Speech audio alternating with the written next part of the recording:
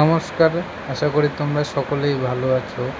আজ এফসিআরএ বিল কি আমাদের শুভদীপ স্যার এই বিষয়ে তোমাদের সামনে উপস্থাপন করবে।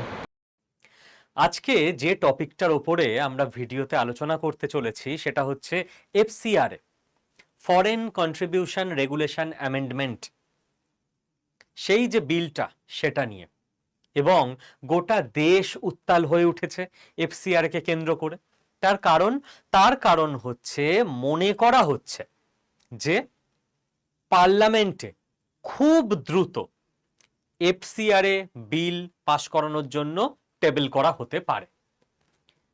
এবং যদি এই যে 15ই আগস্টের মধ্যে না সম্ভব হয় এটা, তাহলে জাস্ট 15ই আগস্টের পরপরই কোনো 3 দিনের স্পেশাল সেশন ডেকে এফসিআরএ পাস করিয়ে নিতে পারে বিজেপি বা এনডিএ, মোট কথা সরকার পক্ষ।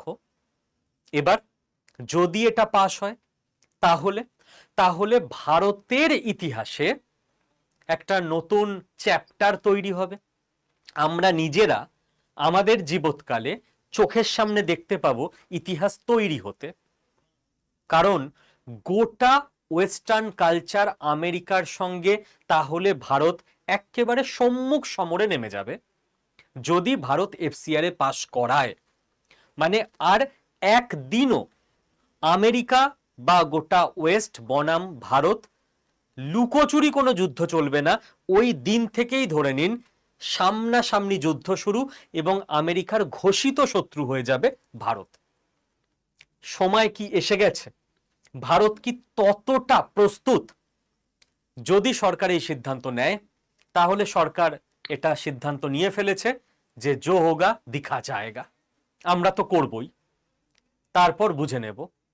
আর যদি সরকার মনে করে টাইম আসেনি, আমাদের আরো অপেক্ষা করতে হবে বেশ কিছু বছর ভারতকে আরো স্ট্রং করার জন্য, তাহলে অন্যদিকে চাপ। এফসিআরএ না হওয়ার সুযোগে আমেরিকা এবং ওয়েস্টার্ন শক্তিগুলো বা অন্যান্য বৈদেশিক শক্তিগুলো তারা ভারতে আর